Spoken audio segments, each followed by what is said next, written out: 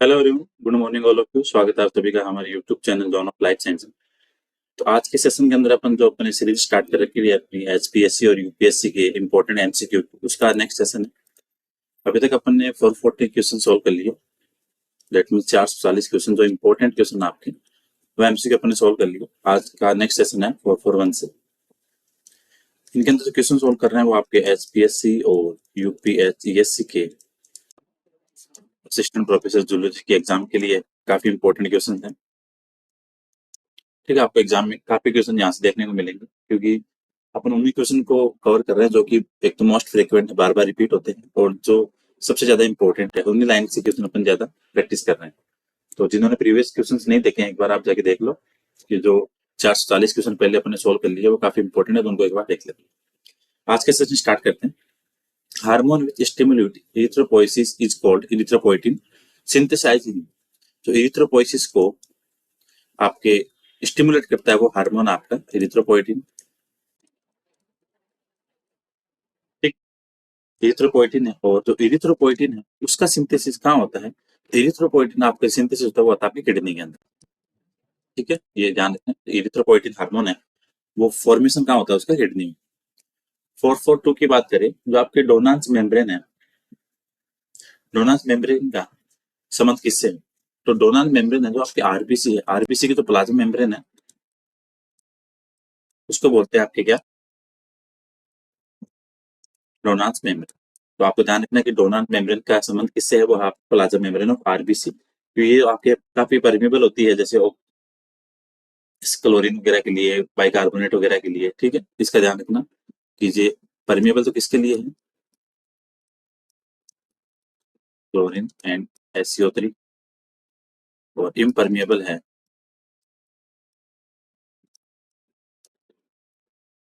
Sodium and potassium ions के लिए। ठीक, तो यहाँ तीन चार चीजें कवर होगी कि डोनाल्ड मेम्ब्रेन है किससे है? आरबीसी से रिलेटेड, उसकी प्लाज्मा मेम्ब्रेन है, और ये परमेबल आपके क्लोरीन और SCO3 के लिए, और इन परमेबल आपके Na+K के लिए। तो ये आपको ध्यान रखना है। Changes in size of RBC, देखो आरबीसी का अगर साइज में चेंज आता है तब तो बोलते हैं इसको अनिसोसाइटोसिस। ये ध्यान रखना। आरबीसी एक तो हो गई साइज और एक हो गई शेप। अगर साइज में चेंज आ रहा है तो वर्ड अपन यूज करते हैं क्या? अनिसोसाइटोसिस। और अगर शेप में आ रहा है तो उसको बोलते हैं पोइकिलोसाइटोसिस।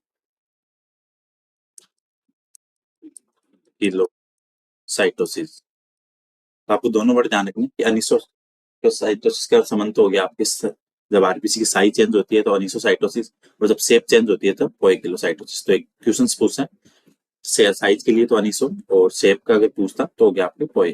तो आपको दोनों ध्यान रखना। The spongy skeleton of the spongy cytoskeleton of stromatin protein, ये ध्यान रखना, stromatin protein is found in, ये पाया जाएगा आपके एंडोप्लाज्मिक रेटिकुलम के अंदर, क्योंकि जो आपके मेच्योर आरबीसी है उसके अंदर आपके ER एब्सेंट है।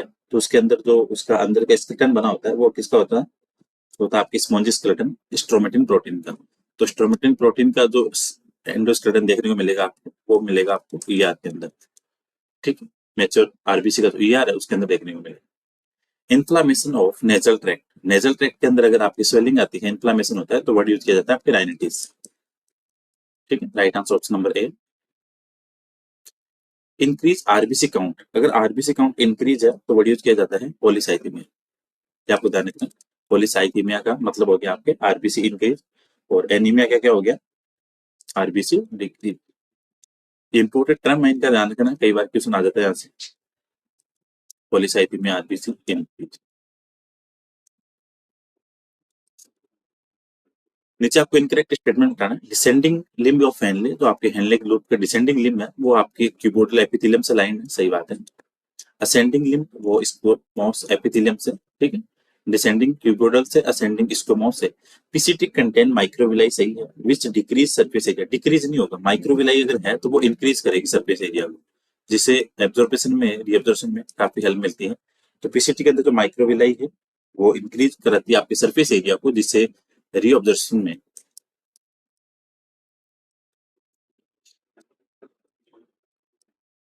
होती है। तो राइट आंसर क्या होगा? ऑप्शन नंबर सी, क्योंकि यहाँ पे सी क्या है? इनकरेक्ट।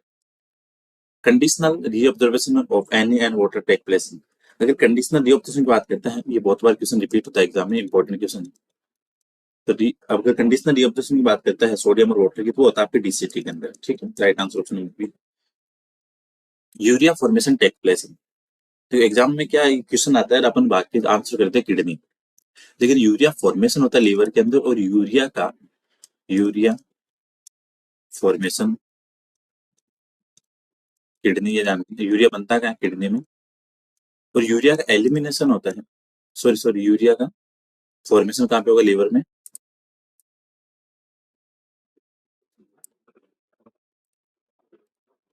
यूरिया फॉर्मेशन तो हो रहा है आपके लीवर में, और यूरिया का जो एलिमिनेशन है वो होता है किडनी से। तो ये दोनों ध्यान रखना। तो यूरिया फॉर्मेशन लीवर में। More dilute urine condition caused by lack of hormone.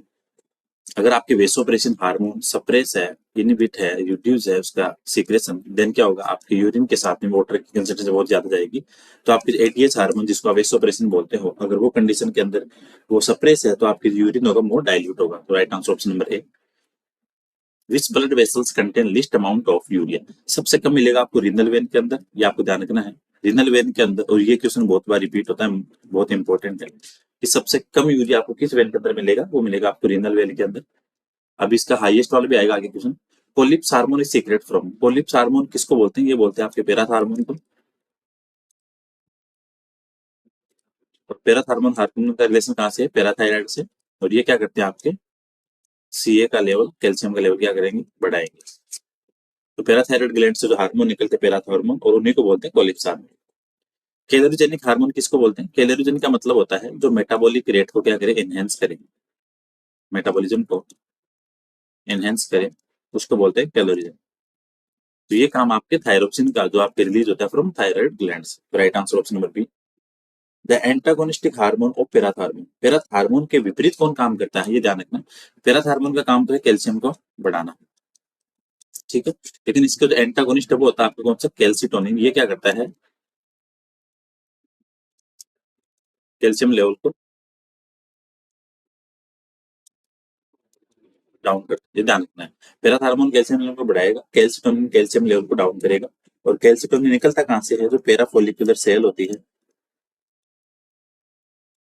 Thyroid की, वहां से। फोलिकुलर से तो निकलेगा आपके थायरोक्सिन, और पैराथायराइड की जो, सॉरी, पैरा फोलिकुलर सेल है थायराइड की, वहां से निकलेगा कैल्सिटोनिन। तो आपको ध्यान रखना, ये क्वेश्चन में बार बार आता है कि एंटागोनिस्ट का पूछते हैं, पैराथ हार्मोन का antagonist calcitonin. Corpuscles of Hassall's found on. Corpuscles of Hassall जो फाउंड होते हैं वो होते हैं आपके, मिलते कहाँ पे? थाइमस ग्लैंड के ऊपर। ये एक तरह के क्या होते हैं? फेगोसाइटिक सेल्स होती हैं, कुछ लोब्स होते हैं थाइमस ग्लैंड के ऊपर। तो ये आपको इतना ध्यान रखना है, ये वर्ड कि कार्पल्स ऑफ हेजल्स किस ग्लैंड के ऊपर मिलेंगे? ये मिलेंगे आपको थाइमस के ऊपर। Which of the following is the highest amount. अभी अपने बात की थी एकदम कम की, तो ये हो गया आपके हाईएस्ट किसमें? हेपेटिक में। देखो, लोएस्ट या लीस्ट यूरिया किसमें मिलेगा? रीनल वेन में। और हाईएस्ट मिलेगा आपको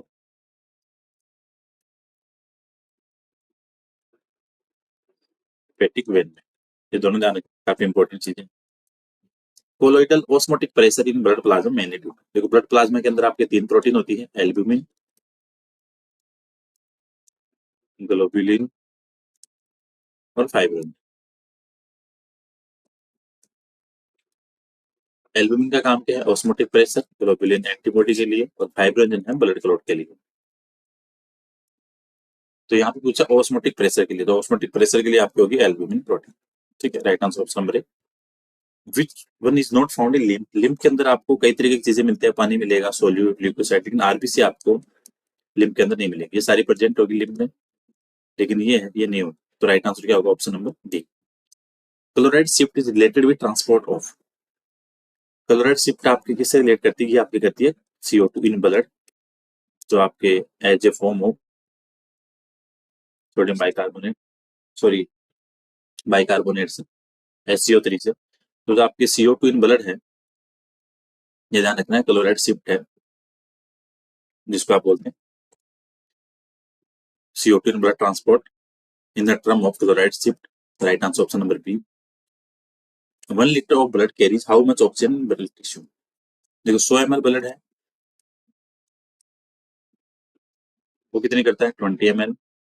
यहाँ पे बोल रहा है 1 लीटर 1000 ml, तो यहाँ से मल्टीप्लाई करो, राइट आंसर क्या होगा आपका 200 ml। अपन क्या याद रखते हैं 100 ml ब्लड याद रखते हैं, तो 100 ml ब्लड में 20 ml, और अगर 1 लीटर बोल रहा है तो वहां पे होगा आपके 200 ml की, उसका आप मल्टीप्लाई करना 220 से। ठीक है, तो ये हो गया आपके इंपॉर्टेंट क्वेश्चंस, जो आज के 20 क्वेश्चन थे इंपॉर्टेंट आपके एग्जाम के लिए। ठीक है, तो दैट मीन्स आज आपके 440 क्वेश्चन कंप्लीट हो गए। जैसे इनके 500 क्वेश्चन कंप्लीट होंगे तो इनके क्वेश्चन की वीडियो बना के टेलीग्राम जो अपना चैनल है एसपीएससी वाला और जोन ऑफ लाइफ साइंस वाला, वहाँ पे इनको अपलोड करेंगे, तो वहां से आप डाउनलोड कर लेना। ठीक, तो जिन्होंने प्रीवियस लेक्चर नहीं देखे बार आप उन लोग को ताकि देख लेना, ताकि आपके एग्जाम के लिए काफी बेनिफिट रहने वाला है। और वीडियो को शेयर भी करना, लाइक भी करना। Thank you so much for watching this video, मिलते हैं नेक्स्ट क्लास में।